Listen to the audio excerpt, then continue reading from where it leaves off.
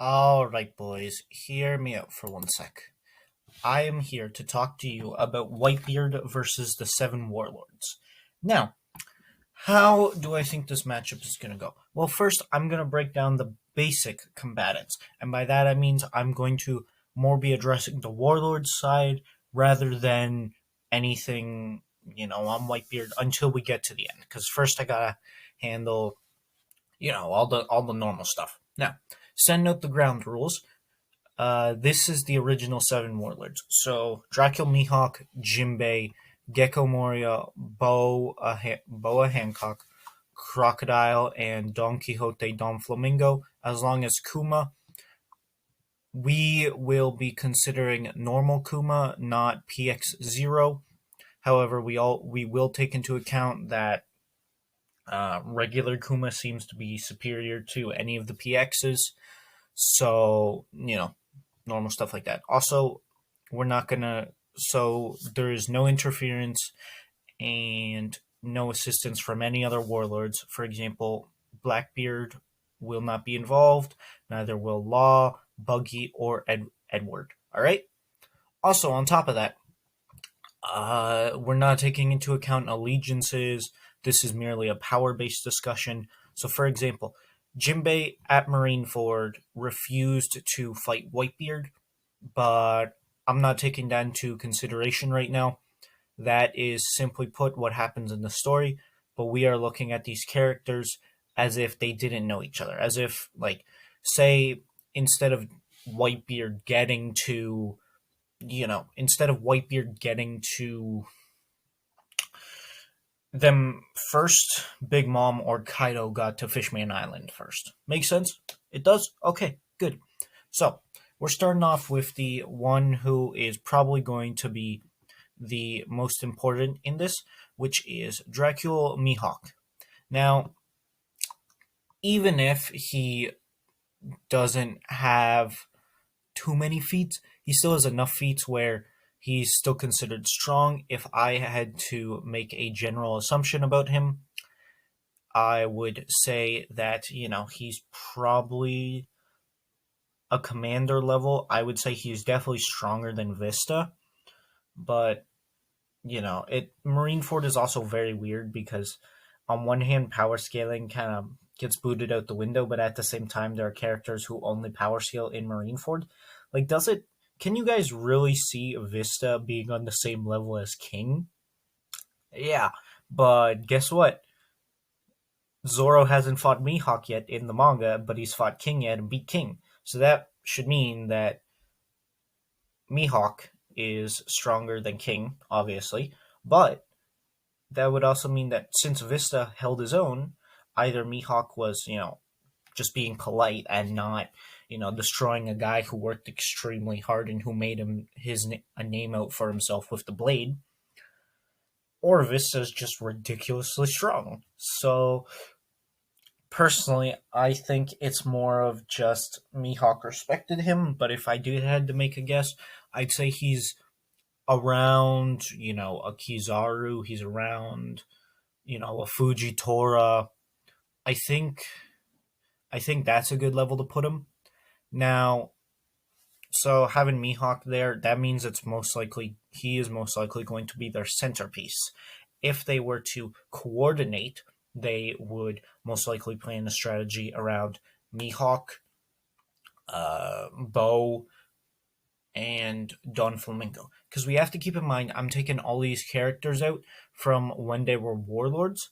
So technically, I don't want to use Stampedes for Boa, but we kind of have to because her only other feat is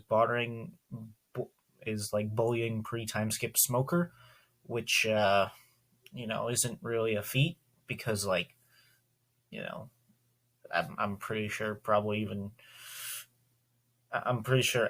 most of the Straw Hats could probably bully Smoker at this point, with the exception of those who don't have good access to hockey. So, even probably Brooke could beat Smoker in a one-on-one fight if it was post time skip Brooke versus pre time skip Smoker. So so we are taking into account her feats from Stampede. Now, see, her feats in Stampede are rather impressive. For example, obviously kicking the giant mech made by, Bullet was very impressive and very helpful, especially in the context of that story. And for me, as someone who tries to power scaler. Now, I don't believe she has Conquer, Hockey, and Fusion. However, I'm pretty sure she has all basic types of Hockey. However, Conquer's Hockey is not really going to be important in this because that only works on people with weak wills, and Whitebeard literally has the strongest will when he's at Marineford. I don't think anyone is going to dispute me about that. The amount of crap he went through just to get to Ace is very telling of any willpower. Everyone there had a crazy amount of willpower to actively go out and die in war, just and not even like Marines, because Marines were kind of forced to. We saw what happens to the Marines who ran away. They were killed by Akainu. They were killed by the Magma Dog. So, looking at that, it's very obvious that Conqueror's Hockey isn't going to be any very useful, with the exception of Mihawk, because we have no idea. Mihawk, if I had to make an assumption, I would assume that he has Conqueror's Hockey Infusion, because that just seems the way it's going to go. And also, I'm pretty sure he gave it to Big Mom. People have been speculating about Big Mom having Conqueror's Hockey Infusion. I'm pretty sure she does.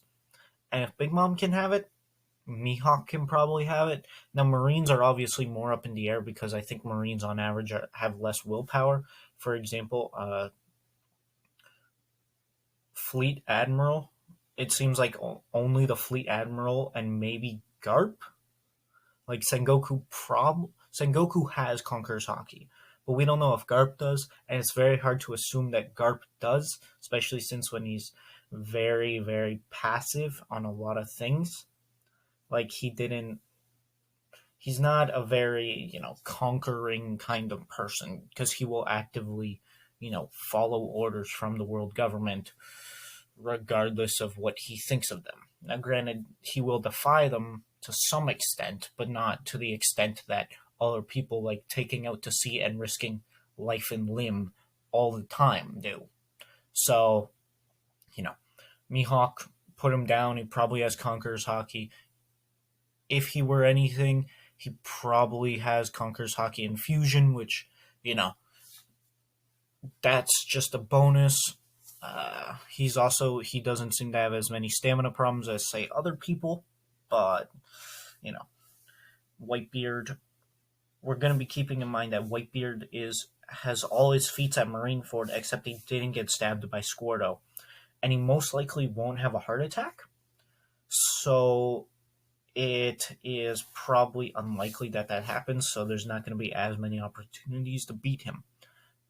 So after getting those two big ones out of the way, let's talk about the ones who I think are least relevant in this, and then I'll go over the in-betweens right now, looking at the bottom and the top. So Crocodile and Gecko Moria are most likely not that helpful in this. Like, even, I know Crocodile got a big, and I mean huge buff during Marineford. Even if we take that version of Crocodile, I really don't see him beating Whitebeard, like, at all. So, it's very odd to assume that he could beat White or do much damage to Whitebeard. He does have his draining ability, and he does have decent long range attacks, but Whitebeard has better long range attacks and way more attack power, and he might not be as fast. That's the thing, he's not a very fast character, but that's where it kind of falls apart in group activities like this, because transitioning over to Kuma, actually, and talking about him, his abilities, they are pretty good, but for example, his Ursa Shock is very strong, but what does that mean? What exactly is that going to do? Because Whitebeard most likely can dodge it, or if he hits it with the Gorogoro no Mi, he most likely will be able to knock it back, which, there you go, a nuclear bomb just came flying back at your face. Good job. And with a nuclear bomb, it's hard to assume that have enough durability. Now, obviously, I believe he can tank his own attacks. That's pretty obvious. But apart from that, his move set doesn't seem too good. You might be able to make the argument that he can deflect things, and honestly, he might be very important due to the fact that he might honestly play the role of the medic, which is the weirdest thing to think about. Because remember, he can take out people's pain. And so, what if he just removes the pain from, let's say, I don't know, like Bo tries to kick Whitebeard and he just, smacks her into the ground and, gives her a concussion? Can he remove the pain? Now, if he removes the pain, does the pain have to go somewhere or can it just float up into the air? Exactly. Like, suddenly she's a lot better now and all of her pain is gone. That's a huge buff. Now, it's hard to say exactly how this will work because A, we don't know if it works on himself, and B, we don't necessarily know how well it actually heals people. Like, for example, would it still, like, obviously, we're pretty sure of the extent of it. If Whitebeard were to take, take his sword, I say sword loosely, and, cut off, let's say, Jinbei's arm because he tried to block it with his hockey and failed. And, his arm is gone. Kuma tries to heal him. That's not necessarily going to work. It's not going to put his arm back on his body, if that makes sense. Now, Gecko Moria could be helpful if he had corpses around him, and he's only really useful. He would be useful if other members died, which might be good because a lot of things you got to consider is the Warlords clearly don't like each other. Like, they're infamously difficult. Now, you do have some that are most likely willing to work together, like Jinbei and Kuma, and most likely Mihawk. He's probably not, like, he's very passive, but against Whitebeard, we saw him, and he actually took interest. Now, I know I'm saying that I'm not trying to play on character too much, but what I mean by that is, for example, Jinbei basically just doesn't meet Whitebeard. That's it. He knows who Whitebeard is, but he hasn't met him. So he's not going to magically be like, oh, I'll betray my... Because then it becomes a 2v6 instead of a 1v6, except one of the guys who's fighting is a Yonko, And granted, he may be the weakest Yonko, but a Yonko is still a Yonko. So, speaking of Jinbei, I probably should talk about him. His Fishman Karate is going to be very helpful if it's in water. However, if he chucks water at Whitebeard, that may prove fatal to the others because shockwaves are more effective in water, unfortunately. So, if he were to throw water to try to block his attack, it would most likely just amplify the attack, and the water would also come right back at them. And considering there are 4 devil fruit... Wait a minute. There are multiple devil fruit users, especially since Kuma, Bo, Gecko Moria, and Crocodile. So yeah, 4 devil fruit users are all on their team. So having a giant wave of water come back at them, not the best idea. So Jinbei is not too much of a factor. However, it could definitely help in ripe, and I mean it has to be like really ripe, like fresh fruit kind of ripe situations. Now, the last big one that I want to talk about, because I've pretty much covered all the others, is Don Flamingo. I don't think Don Flamingo can control him with the Paradise String. He does have all 3 types of hockey and an Awakening, which will be very useful, but it could or could not work. And what I mean by it could work is most likely you gotta try to put some logic into this. Do you think that Whitebeard is physically weaker than Gear 4 Luffy? Ask yourself that. If you really think that Dressrosa level Gear 4 Luffy is on the same level as Whitebeard, keep in mind, I'm not putting Dom Flamingo at Admiral level. I'm also not putting him. Honestly, I think he'd lose to most first commanders. Hell, I think he might not be able to beat Jack, but he'll probably beat Jack, but it will be more toe to toe. For example, I think he loses the Cracker pretty right handedly, unlike Shanks. Anywho, so his strings will obviously provide versatility, and one of the things that definitely puts them at a disadvantage is they're a group, but they're not a group. Like the thing is, when you talk about big groups like the Akatsuki or the Phantom Troop, thing is they all kind of like obviously they're not too fond of each other, but they have experience working together. They told us that when they were facing off Whitebeard at Marineford, that was the first time they ever, and I mean ever, apparently worked like super close together. Like of course they've met each other at meetings, but that's not really going to suddenly make them buddy buddy. So having essentially seven different not even it's seven different types of people, not even like seven different personalities, because these people are all completely different right down to the core. And granted, we don't know a lot about certain ones, but from what we gather, it's most likely going to be Bo, Mihawk, and along with Gecko Moria and Crocodile. So they're all going to be doing their own thing, except for maybe Jinbei and Kuma, who will most likely want to work together. But honestly, with how much they respect Whitebeard, and I think it will put into perspective how royally screwed they are if Mihawk goes in by himself and loses. Because frankly put, Mihawk by himself is not taking down Whitebeard. None of the warlords are. No one warlord can take on a Yonko and win. That is just my opinion. Because Mihawk, I think, is the strongest out of them. So, assuming, Mihawk can beat. No. Even Old Man Whitebeard is insane. So, because let's face it, he did pretty outright defeat Akainu. Because you have to remember, Akainu had soldiers attacking him, Squardo attacking him, he had a heart attack.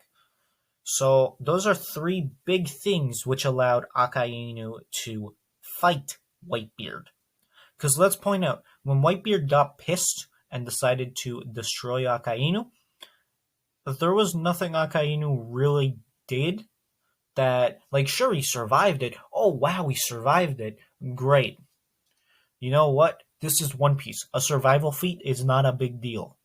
By that logic, I guess Pell is at Admiral level because he survived a city level explosion, which is more than we've seen of Kizaru, because we haven't seen Kizaru blow up a mountain or anything. Oh boy. Well, he obviously has, but anywho, different conversation for a different day. All I'm saying is that surviving something does not necessarily mean, and also it's plot induced survival, I feel. Not, well, yeah, most likely Akainu, but you notice in stories there's a lot of survival based on, especially in One Piece. Like, for example, Nami hitting Luffy, that's not a strength feat by Nami or a hockey feat by Nami or a D feat by Luffy. It's a joke, and the author wants to do something, so he does something, which, pretty admirable in my opinion. Now, how I think this is going to go down is obviously they're all going to want their shot, but the ones who are most likely going to go in are probably Mihawk first, because as soon as they see Mihawk like doing stuff, he's got that, air of incredibility that many of the others do not. So, they most likely do respect him. So if Mihawk, I wouldn't say Mihawk gets bodied, but he's probably not taking more than 4 shots. I gotta be honest, that's including him blocking it with his sword. Him blocking it with his sword is most likely going to... It's not going to chip the blade or dent it or anything. Nothing of that sort.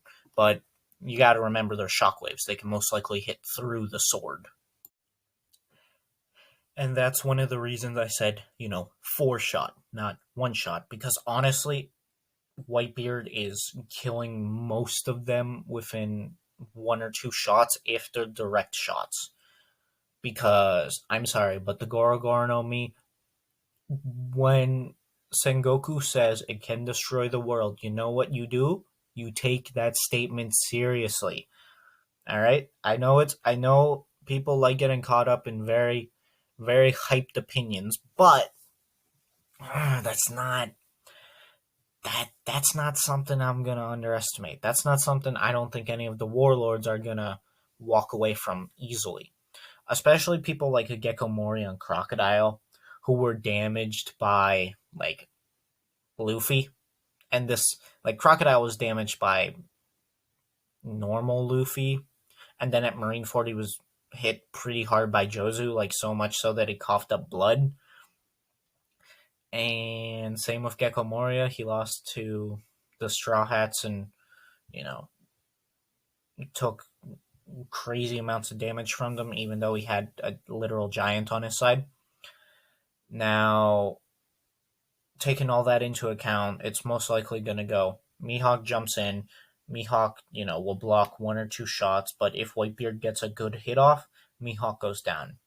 And they're not going to take it super seriously until Mihawk goes down. And once Mihawk goes down, then it's most likely too late. Because I know, there's that saying that, gets thrown out a lot by a certain YouTuber who I very much respect. You plug a controller into their ass and you play for them. But even if you do that and they have optimal teamwork with optimal strategy, it will most likely just come down to whether Bo, Don Flamingo, and Mihawk can all take him at the same time. And the thing is, too, Whitebeard is most likely going to stir up their entire group dynamic just for the fact that he can pretty much destroy the environment however much he sees fit to.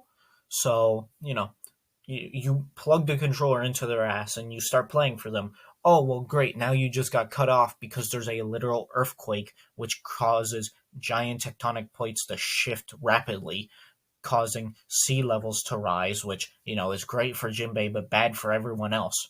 Then you see, giant pieces of stone popping up from the ground everywhere, keeping you and your teammates separated. Because I'm sorry, I refuse to admit that Gecko Moria has any forms of hops. And if he tries to steal any shadows to get stronger, he can only steal his own shadow or Whitebeard's shadow.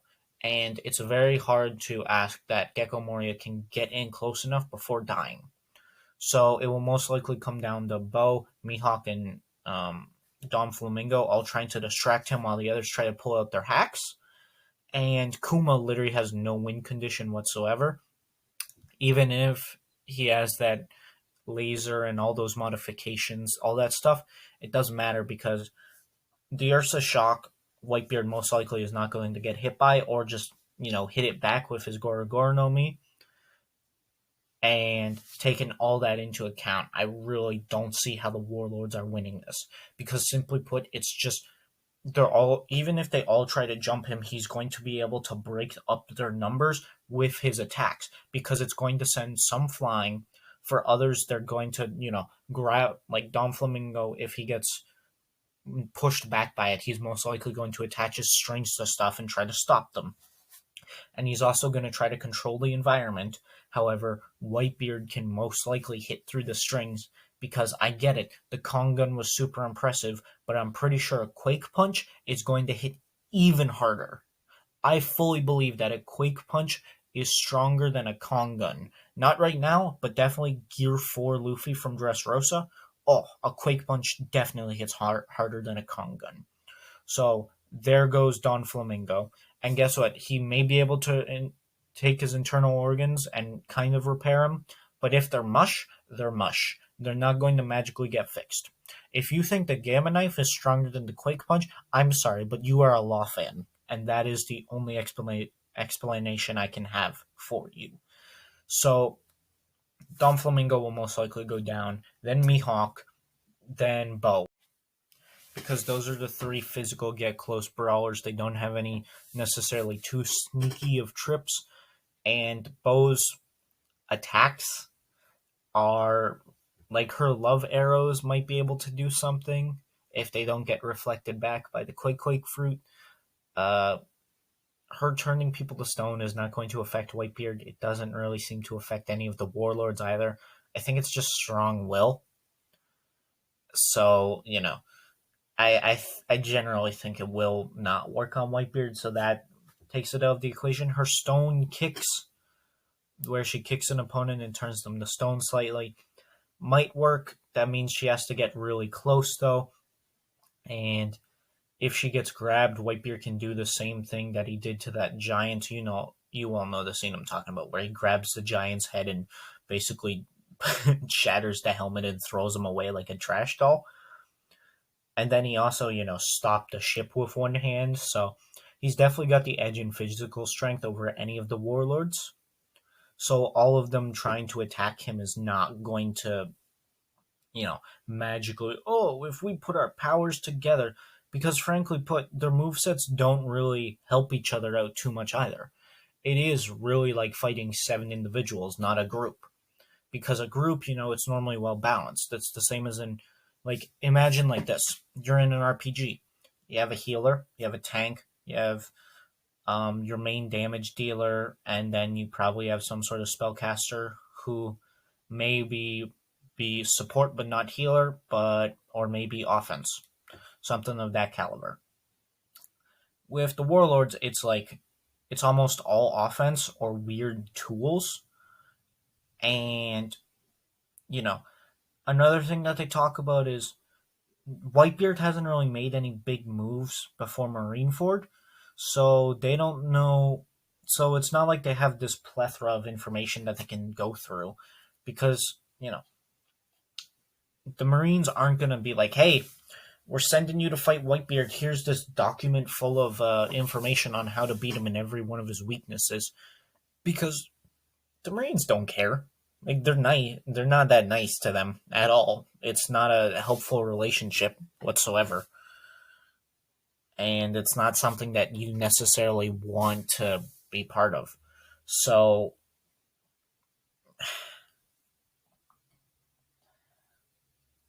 the edge in information isn't going to magically go towards the warlords because they are part of the Marines, because they're really not. They're their own individual power, which is crazy to think about. And having all this and all that, I really don't see the warlords winning because it's Whitebeard. Like, if it was any of the Yonko, I really doubt any of the warlords could win. And individually, like, if you don't make them play optimally, like, if you don't make them, like, pull out the iframes and the invincibility stat buff through drinking 54 potions and preparing for 3 months for the online tournament, unless you play like that, then they're pretty much going to get stomped, because it's going to be 7 fighters who do not mesh well together. And sure, maybe, like Gecko Moria gets flattened, and then, Dom Flamingo like uses his string to control his dead carcass to keep fighting, but that also distracts Dom Flamingo from the strongest man in the world, which is someone you need to have a keen eye for, otherwise you're going to get smacked through the planet. And also, I'm not bringing up his tidal wave feat because the amount of energy you would need to create, waves like that is most likely greater than a nuclear bomb. So, whoa, gotta love power scaling, right? So, if I were to rank this, and when I mean rank, I mean on 1 to 10, 10 being the most difficult, 1 being the least difficult. For Whitebeard, it's probably an 8, because he's still going to get wounded, obviously. I know I've been, crapping on the Warlords this entire time, but they are a very strong group, and most likely all 7 of them, they're going to do some major damage to Whitebeard. However, we've seen him, get his internal organs burned, and he just keeps moving. So he's got the willpower. He's got the willpower to keep pushing forward through injuries like that. So, they might be able to take chunks out of him. Maybe even he'll lose a limb or something like that, but I highly doubt that they'll do enough damage to put him in the dirt. So I really don't see how they're going to win this one. However, there is a slim chance that, but even if they win, I'm telling you, like, maybe the only ones who survive are probably Jinbei, Kuma, maybe, and probably Mihawk or Don Flamingo. Those are the only ones where if they actually win, they're most likely going to survive. Because Bo does not have any good durability feats, and it really paints her as a glass cannon. So I really doubt she's taken more than 2 Quake punches to kill her. And I mean kill. Because you gotta keep in mind, Kuma's helpfulness means they can fight better, not necessarily that they can, like regenerate, if that makes more sense. Like having pain being taken away from you doesn't heal your injuries.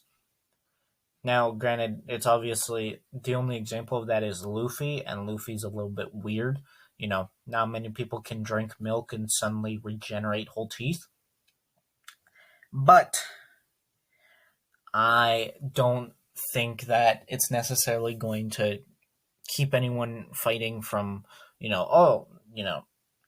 Whitebeard got a hit off on Bo and she's bleeding through the internal organ damage on her stomach.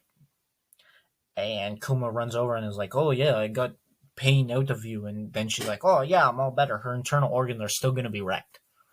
And the thing is, this is going to be a fast battle.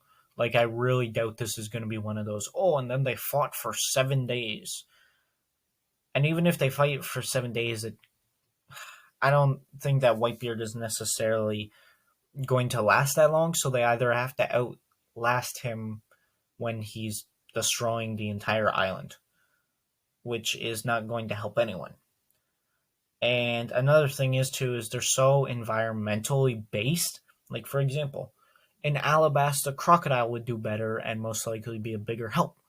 But if they were, like, say, near the island coast, Jinbei would be a lot more helpful. And it's the same with Gecko Moria. Gecko Moria needs large amounts of shadows. And that also requires darkness to work, because shadows need to be casted. So once again, if they were in Alabasta with the baking hot sun, which can both help and hinder shadows, would also put Gecko Moria in a bad situation. So this is what I mean. They have no synergy, not even from a personality standpoint, but from a power standpoint. The devil fruits themselves do not complement each other, even if they are awakened. Because I know everyone hypes up Awakening. Don't get me wrong, I love Awakening too. But Don Flamingo's Awakening means he makes more string. And more string on the ground doesn't necessarily help. It could block some Quake punches, maybe. Or some just attacks. It might be able to. But then again, that's also going to cost him string, so he's going to have to make more string. And now we saw Kaido's awakening ability, active, or not awakening ability, but ability, passive abilities take stamina, which means they obviously do take stamina. So Gecko Moria, or Don Flamingo and Katakuri were both using stamina in that. So they have to run out of stamina eventually. And Don Flamingo and Katakuri were both tired after their fights with Luffy. So it's not like Awakenings, suddenly negate, fatigue and being tired and all that other horrible human things. So, doing all that, talking all this time, after saying it's an 8 out of 10 difficulty, I truly, truly believe that Whitebeard is going to walk away with the W. Thank you all for watching, and have a fantastic day. This is Unit Z signing off.